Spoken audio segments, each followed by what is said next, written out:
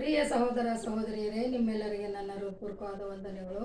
ಇವತ್ತಿನ ದಿವಸ ಕರ್ತನ ವಚನ ಯಾವುದಂತಂದರೆ, ದೇವರು ಹೇಳ್ತಾರೆ ವಾಕ್ಯ ಏನಂದರೆ, ನೀವು ಜೀವನದಲ್ಲಿ ಸಂತೋಷವಾಗಿರಬೇಕಾದ್ರೆ ದೇವರ ವಾಕ್ಯಕ್ಕನುಸಾರವಾಗಿ ಆತನು ನಿಮಗೆ ಸಹಾಯ ಮಾಡುತ್ತಾನೆ, ನಡೆ ನುಡಿ ಕ್ರಿಯೆಗಳಲ್ಲಿ ಹಾಗೂ ಪ್ರತಿಯೊಂದು ಕಾರ್ಯಗಳಲ್ಲಿ ಅಂತ ಹೇಳ್ತಾರೆ. ಅದು ಹೇಗೆ ಅಂತ ತಿಳ್ಕೊಳ್ಬೇಕಾದ್ರೆ ಇವತ್ತಿನ ದಿನ ವಚನ 2 ತಿಮೋತಿ 3ನೇ ಅಧ್ಯಾಯ 14ನೇ ವಚನ ಹೇಳ್ತದೆ. ಏನಂದರೆ, ದೈವ ಪ್ರೇರಿತವಾದ ಪ್ರತಿಯೊಂದು ಶಾಸ್ತ್ರವು ಉಪದೇಶಕ್ಕೂ ಖಂಡನೆಗೂ ತಿದ್ದುಪಾಟಿಗೂ ನೀತಿ ಶಿಕ್ಷೆಗೂ ಉಪಯುಕ್ತವಾಗಿದೆ. ಆದ್ದರಿಂದ ದೇವರ ಮನುಷ್ಯನು ಪ್ರವೀಣನಾಗಿ ಸಕಲ ಸತ್ಕಾರ್ಯಗಳಲ್ಲಿ ಸನ್ನದ್ಧನಾಗುವನು. ದೇವರ ವಾಕ್ಯ ಹೇಳ್ತಂದರೆ, ದೈವ ಸನ್ನದ್ಧನಾಗಿ ಧರ್ಮೋಪದೇಶಗಳನ್ನು ಅಂದರೆ ಸತ್ಯವೇದದಲ್ಲಿ ಅಂದರೆ ಪವಿತ್ರ ಗ್ರಂಥದಲ್ಲಿ ಬರ್ತಕ್ಕಂಥ ಎಲ್ಲ ವಾಕ್ಯಗಳನ್ನು ನೀವು ಗಮನಿಸಿ ಅದನ್ನು ಧ್ಯಾನ ಮಾಡಿ ಓದಿಕೊಂಡು ಅದರಿಂದ ನಡೆದಾಗ ನಿಮಗೆ ಸಕಲ ಸತ್ಕಾರ್ಯಗಳಲ್ಲಿ ದೇವರು ಸನ್ನದ್ಧರಾಗಿ ನಡ್ಕೊಳ್ಳಲು ಸಹಾಯ ಮಾಡ್ತಾನೆ. ಹೇಗೆ ಸಹಾಯ ಮಾಡ್ತಾನೆ ಅಂದರೆ, ಎಲ್ಲ ಉಪದೇಶಕ್ಕೂ ಖಂಡನೆಗೂ ಶಿಕ್ಷೆಗೂ ನೀತಿ ಪಾಠಕ್ಕೂ ಪ್ರತಿಯೊಂದಕ್ಕೂ ಅಲ್ಲಿ ನಿಮಗೆ ಒತ್ತಡ ಹೇಳಲಾಗ್ತದೆ. ಅದೇ ರೀತಿಯಿಂದ ಈಗ ನಾವು ಎಲ್ಲಾದರೂ ಹೋಗ್ಬೇಕಾದ್ರೆ ಏನು ಮಾಡ್ತೀವಿ, ದೇವರಿಗೆ ಪ್ರಾರ್ಥನೆ ಮಾಡಿ ಹೋಗ್ತೀವಿ. ಯಾಕೆ ಪ್ರಾರ್ಥನೆ ಮಾಡ್ತೀವಿ ಅಂದರೆ, ಕರ್ತನೆ ನಾವು ಪ್ರಯಾಣದಲ್ಲಿ ಯಾವ ತೊಂದರೆ ಬಂದರೂ ಕೂಡ ಅದರಿಂದ ಪಾರು ಮಾಡುವ ದೇವರು ನೀನೇ ಇದ್ದಿ ಅಂತೇಳಿ ನಾವು ಪ್ರಾರ್ಥನೆ ಮಾಡಿ ಹೋಗ್ತೀವಿ. ಅದೇ ರೀತಿಯಿಂದ ಇಲ್ಲಿ ವಾಕ್ಯ ಕೂಡ ಏನು ಹೇಳ್ತದಂದರೆ, ನಾವು ನಡೆಯುವಾಗಲೂ ಹೋಗುವಾಗಲೂ ಬರುವಾಗಲೂ ನಮ್ಮ ಜೊತೆ ದೇವರು ಇರ್ತಾನೆ. ಅದು ಹೇಗಿರ್ತಾನಂದರೆ, ಕೀರ್ತನೆ 119ನೇ ಅಧ್ಯಾಯ 105ನೇ ವಾಕ್ಯದಲ್ಲಿ ಏನು ಹೇಳ್ತದಂದರೆ, ನಿನ್ನ ವಾಕ್ಯವು ನನ್ನ ಕಾಲಿಗೆ ದೀಪವಾಗಿದೆ ಹಾಗೂ ನನ್ನ ದಾರಿಗೆ ಬೆಳಕಾಗಿದೆ.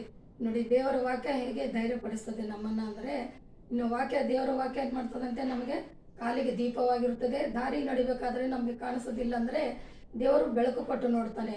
ಅದರಂತೆ ಆಶೀರ್ವದಿಸಿ ನಾವು ಮಾಡುವಂಥ ಪ್ರತಿಯೊಂದು ಕೆಲಸದಲ್ಲಿ ಜೊತೆಯಾಗಿದ್ದಾಗ ನಮಗೆ ಯಾವ ದುಃಖವೂ ಬರೋದಿಲ್ಲ. ಅದಕ್ಕೆ ನಾವು ಸಂತೋಷವಾಗಿ ಜೀವನ ಮಾಡಬೇಕಂತೇಳಿ ವಾಕ್ಯ ಹೇಳ್ತದೆ. ಅದೇ ರೀತಿಯಿಂದ ಮತ್ತೆ ನಾವು ನಮಗೆ ಕಷ್ಟ ದುಃಖ ತೊಂದರೆ ಏನಾದರೂ ಬಂದಾಗ ನಾವೇನು ಮಾಡ್ತೀವಿ, ಕುಟುಂಬದಲ್ಲಾಗಲಿ ಕೆಲಸದಲ್ಲಾಗಲಿ ದೇವರಿಗೆ ಪ್ರಾರ್ಥನೆ ಮಾಡ್ತೀವಿ. ಆಗೇನು ಮಾಡ್ತೀವಿ ಅಂದರೆ, ನಾವು ಮೊಳಕಾಲೂರಿ ದೇವರೊಟ್ಟಿಗೆ ಸಂಪೂರ್ಣ ಮನಸ್ಸಿನಿಂದ, ಸಂಪೂರ್ಣ ಪ್ರೀತಿಯಿಂದ, ಸಂಪೂರ್ಣ ಹೃದಯದಿಂದ ದೇವರಿಗೆ ಪ್ರಾರ್ಥನೆ ಮಾಡಬೇಕು. ಅದು ಹೇಗೆ ಅಂದರೆ, ದೇವರ ಮುಂದೆ ನಾವು ತಗ್ಗಿಸಿಕೊಳ್ಳಬೇಕು. ನಮ್ಮನ್ನು ನಾವು ದೀನರಾಗಿದ್ದುಕೊಂಡು, ಕರ್ತನೆ ನಾನು ಈ ಕೆಲಸವನ್ನು ಮಾಡಬೇಕೆಂದು ಬಯಸ್ತೇನೆ, ಅದರಲ್ಲಿ ನೀನು ನಮಗೆ ಸಹಾಯಕನಾಗಿರು ಅಂತೇಳಿ ಆಗ ಪ್ರಾರ್ಥನೆ ಮಾಡಿದಾಗ ದೇವರನ್ನು ಹೇಳ್ತಾನೆ. ಮತ್ತಾಯ 7ನೇ ಅಧ್ಯಾಯ 7ನೇ ವಚನ, ಬೇಡಿಕೊಳ್ಳಿರಿ ನಿಮಗೆ ದೊರೆಯುವುದು, ಹುಡುಕಿರಿ ನಿಮಗೆ ಸಿಕ್ಕುವುದು, ತಟ್ಟಿರಿ ನಿಮಗೆ ತೆರೆಯುವುದು, ಬೇಡಿಕೊಳ್ಳುವ ಪ್ರತಿಯೊಬ್ಬನು ಹೊಂದುವನು.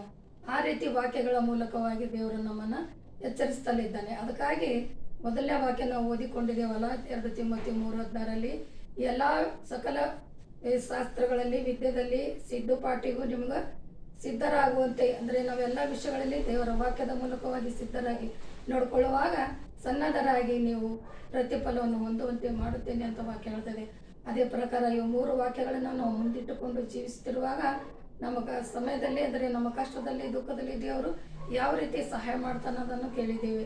ಹೇಗೆ ಅಂದರೆ, ನಾವು ಹೋಗುವಾಗಲೂ ಪ್ರಯಾಣ ಮಾಡೋದಲ್ಲೂ ನಮ್ಮ ಜೊತೆ ಇರ್ತಾನೆ, ನನ್ನ ವಾಕ್ಯ ನನ್ನ ಕಾಲಿಗೆ ದೀಪವಾಗಿದೆ ಅಂತೇಳಿ.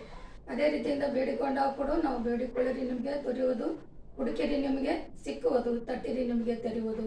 ಈಗ ಮದುವೆ ಮಾಡ್ಲಿಕ್ಕೆ ನಾವು ಪ್ರಾರ್ಥನೆ ಮಾಡ್ತಾ ಇದ್ದೀನಿ ಅಂತ ಸುಮ್ಮನೆ ಕೂತ್ರಾಗಲ್ಲ.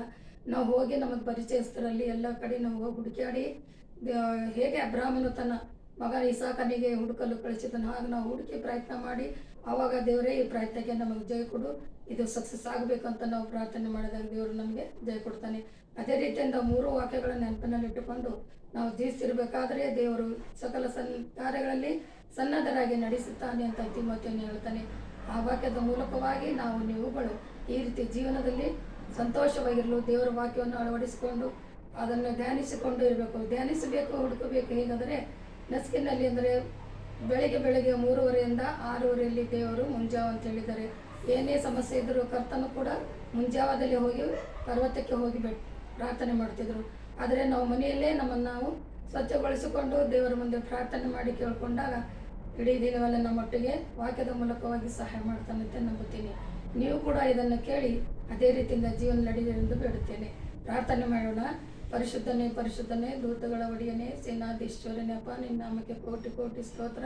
ಇವತ್ತಿನ ದಿನದಲ್ಲಿ ತಿಮೋತಿಯು ಬರೆದ ಪತ್ರಿಕೆಯಲ್ಲಿ ನಾವು ಕೇಳಿದ ಹಾಗೆ ಸಕಲ ಸತ್ಕಾರ್ಯಗಳಲ್ಲಿ ಸನ್ನದ್ಧರಾಗಿಡುವ ದೇವರು ನೀನೇ ಆಗಿದ್ದೆ. ವಾಕ್ಯಗಳ ಮೂಲಕವಾಗಿ ನಾವು ನಿನ್ನ ಜೊತೆ ನಡೆಯುವಂತೆ ನಿನ್ನ ಆಶೀರ್ವಾದ ನೀಡು. ಯೇಸುವಿನ ನಾಮದಲ್ಲಿ ಬೇಡಿದ್ದೇನೆ ತಂದೆ, ಆಮೇನ್. ಪ್ರಿಯ ಸಹೋದರ ಸಹೋದರಿಯರೇ, ದಯವಿಟ್ಟು ಎಲ್ಲರೂ ಲೈಕ್ ಮಾಡಿ, ಶೇರ್ ಮಾಡಿ.